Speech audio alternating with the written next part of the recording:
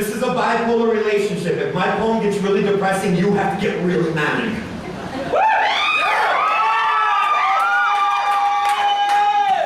Shit, with my life story, I'll cut my throat right up here in front of the camera. Y'all gotta keep me going. Shit.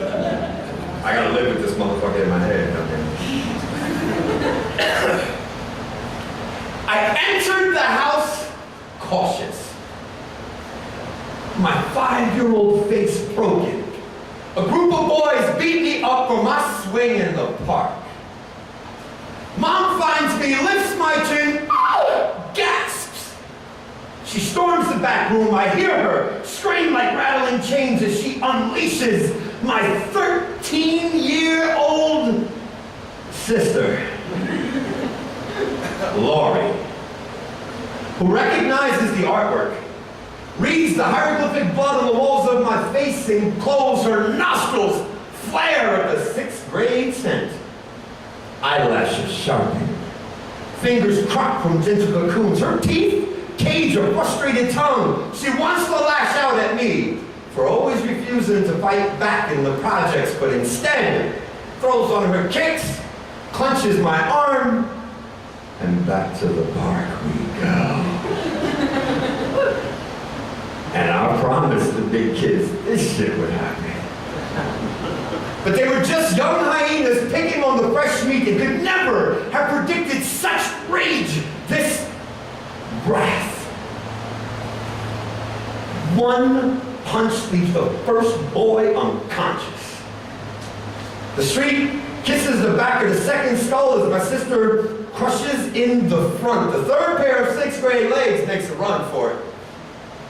But lioness Lori paws at his heels, catches him with a claw, drags him back to the scene of my beating, and wraps the steel chain of the swing around his neck. You want my brother's fucking swing? Here. I was 5 years old when I learned this is what love does.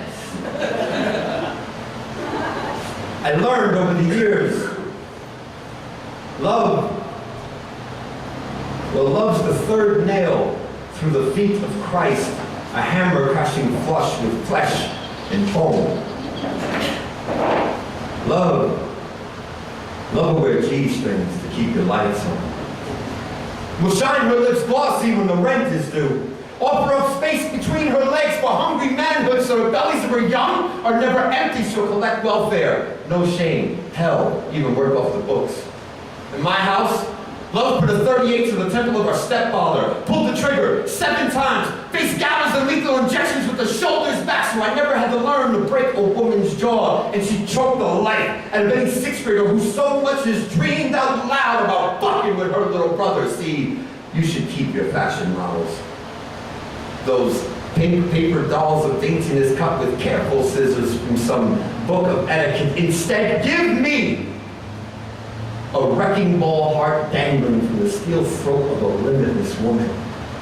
Not just some silhouette.